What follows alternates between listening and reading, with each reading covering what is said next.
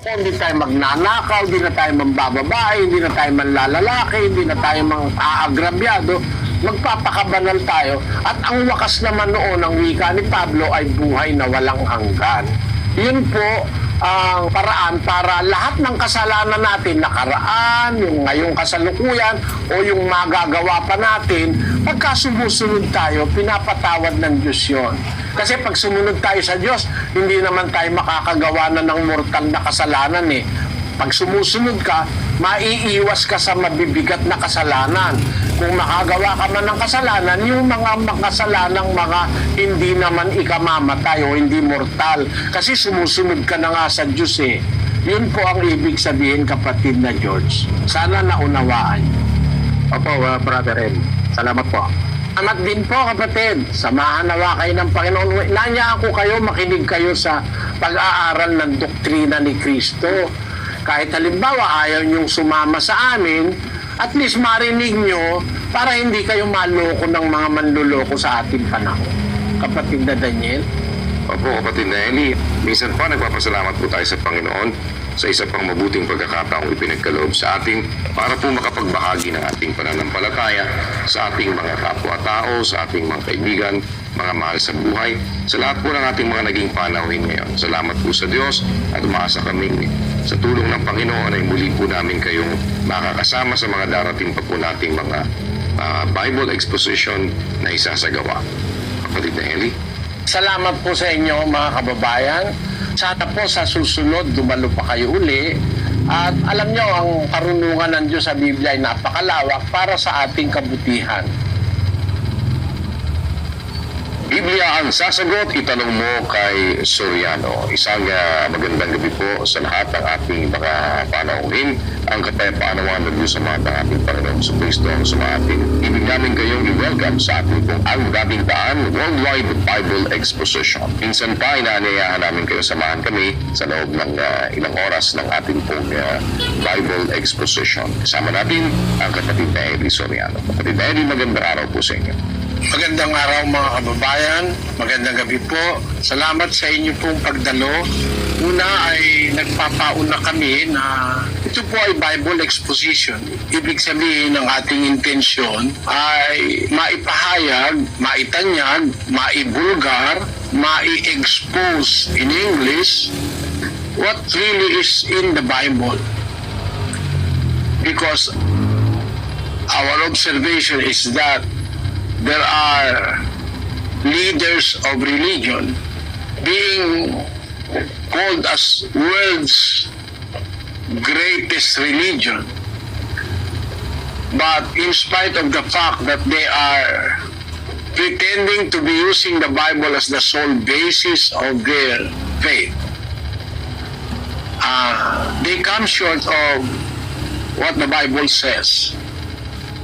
Ang kanila pong ginagawa, hindi ipinangangaral ang talagang buong Biblia. Ang ipinangangaral yung gusto nilang kuhanin, yung gusto nilang ipangaral. Dahil dun sa observation namin na yon, ay aming nabuo ang konsepto nitong Bible Exposition. We will expose the content of the Bible, refuted to be the source of God's Word. Ang Biblia po ang kinasusulatan ng mga salita ng Diyos na ibig ng Diyos na makarating sa mga tao. Ang marami pong mga pastor mula nung matagal na itinatago yung salita ng Diyos sa mga tao. May mga hindi binabasa. Halimbawa, itong nasa 5:7 ng Deuteronomio. Pakinggan natin.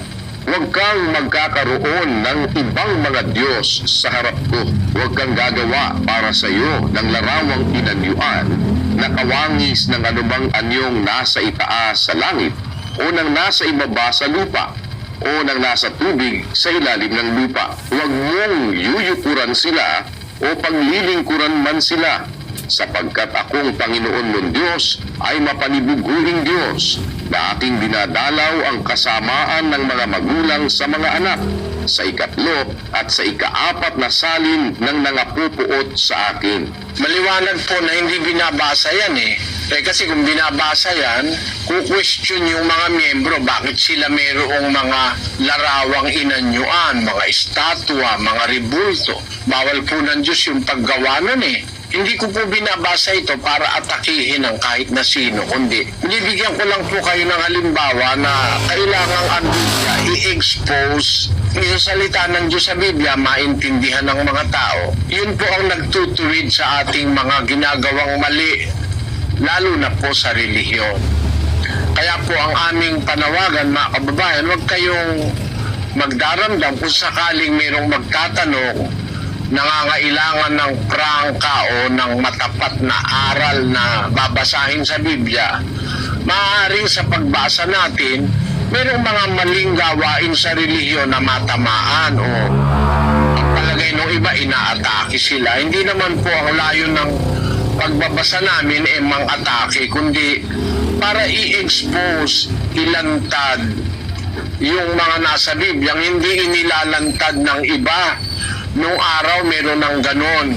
Merong Biblia at dun sa mga pastor sa Israel nung araw, may Biblia nang nakasulat, hindi nila tinuturong buo.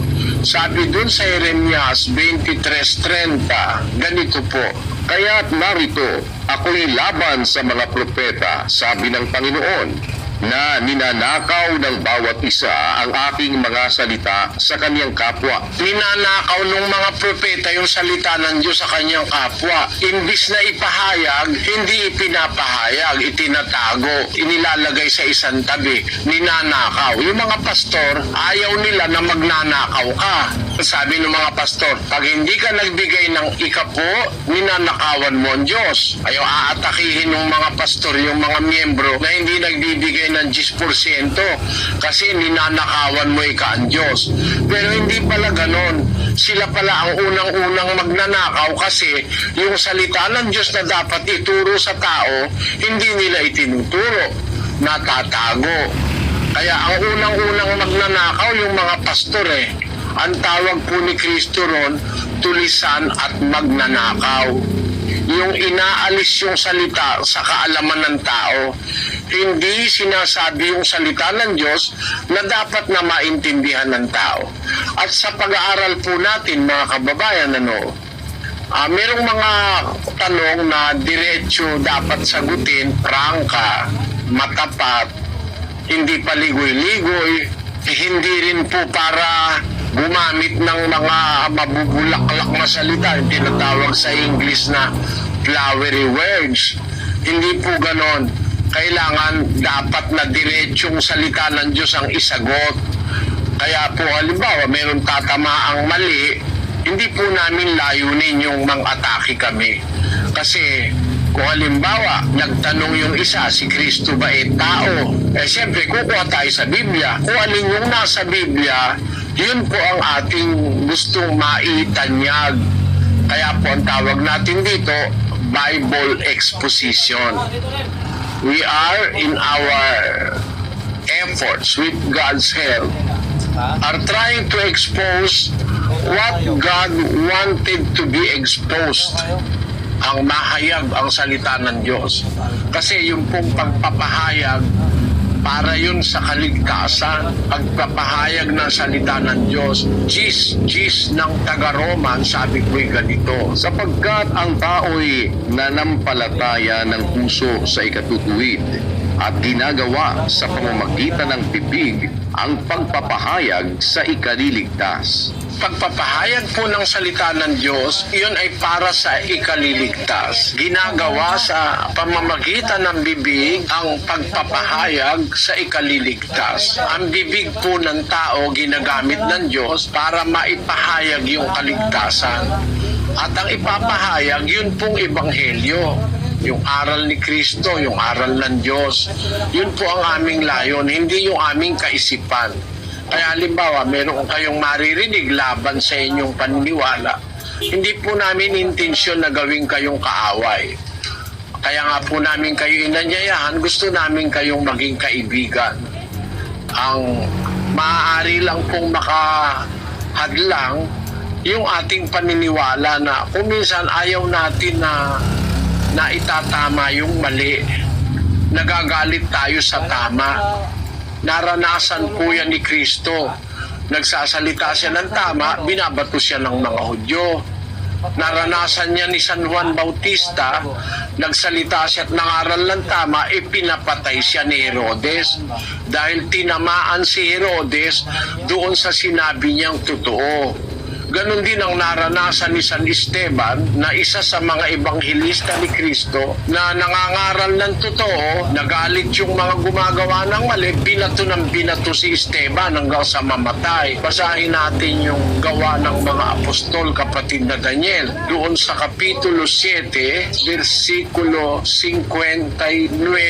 At kanilang pinagbatuhanan si Esteban na tumatawag sa Panginoon at nagsasabi, Panginoong Jesus, tanggapin mo ang aking espiritu. Sa dahilan siyang nagsasalita ng katotohanan, nagalit yung mga Hudyo, pinagbabato si Esteban. Nung araw po, ganun ang paraan nila para pumatay ng tao kasi nasa batas yun.